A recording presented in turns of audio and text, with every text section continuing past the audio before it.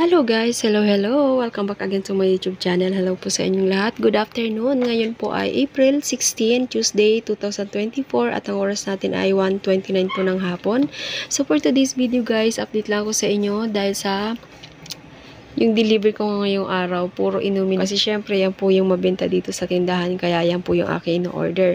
So, meron tayo ng galing kay wholesaler. 2 case po ng Red Horse na Jumbo. Ang bentahan ko po is 110. Pag walang bote si customer, syempre additional tayo sa deposit.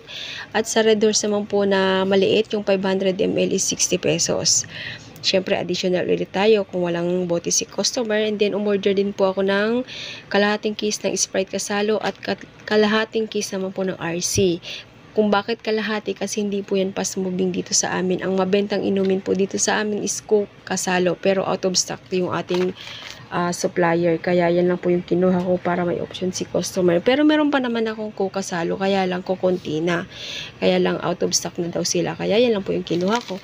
So meron tayong 1,975 galing kay wholesaler. Ayan po yung kanyang amount, 1,975 at meron din tayong galing kay Dahang Tapat. Yan naman po ay isang case po ng Coke ng 1.5, ang bentahan ko is 75. Tatlong case po ng Absolute na litro, ang bentahan ko naman po ay 30 pesos. Ayan guys, at ang total amount po ni Tindahang Tapat ay 1,542.36. Ayan guys, ayaw mag-focus ng aking camera. 1,542.36. Ayan. At kakatapos ko lang din po mag-repack ng tube ice. Ayan, punong-puno yung ating freezer sa tube ice. Medyo sumobra ng konti. Idinilagay ko na lang dun sa ice cream.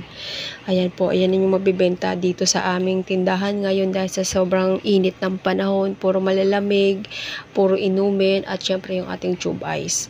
So ngayon guys, yan muna po yung aking share sa inyo. Kunting update lang sa delivery natin at sa mabibentang paninda dito sa aming tindahan. So, ayan lang guys. Maraming salamat sa panonood at sa mga hindi pa po nakapag-subscribe dyan. Sana subscribe nyo yung aking YouTube channel, Evil Grace 2. At syempre, huwag nyong kalimutang pindutin ang notification bell para lagi po kayong updated sa mga susunod ko pang video. Thank you so much. Bye-bye. God bless us all.